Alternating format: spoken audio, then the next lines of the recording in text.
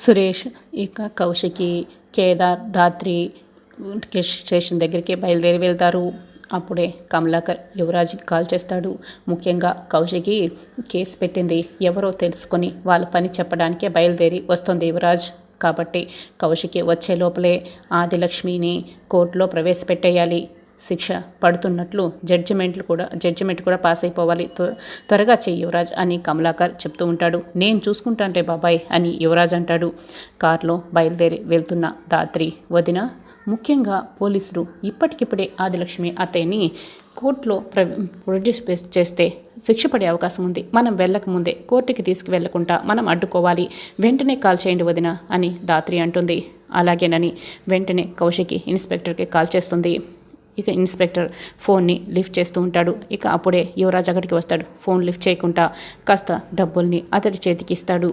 దాంతో ఆ ఇన్స్పెక్టర్ వెంటనే హడావిడిగా చాలా స్పీడ్గా ఆదిలక్ష్మిని కోర్టుకి తీసుకువెళ్ళిపోతాడు. ఇక అప్పుడే ఆదిలక్ష్మి మొండికేస్తూ నాపై కేసు పెట్టింది ఎవరు నాకు తెలియాలి అని అరుస్తూ ఉంటుంది. నీపై కేసు పెట్టింది మరెవరో కాదు నీ కోడలు కౌశికినే అని ఇన్స్పెక్టర్ చెప్తూ ఉంటాడు. ఇప్పటికిప్పుడే జడ్జిమెంట్ పాస్ అయిపోవాలి, ఈవిడికి శిక్ష పడిపోవాలి, అప్పుడే కదా అని యువరాజ్ అనుకుంటూ ఇన్స్పెక్టర్కి అన్ని జాగ్రత్తలు చెప్తూ ఉంటాడు. ఇక అక్కడి నుంచి పంపించేస్తాడు. ఏమీ తెలియనట్లు స్టేషన్ దగ్గర వాళ్ళ కోసం ఎదురు చూస్తుంటాడు. అక్క వచ్చారా? స్టేషన్లో ఎస్ఐ లేరక్క అని యువరాజ్ అంటూ ఉంటాడు. అంటే కోర్టుకి తీసుకువెళ్ళినట్లున్నారు అని ధాత్రి వాళ్ళు ఇక బాగా టెన్షన్ పడుతుంటారు.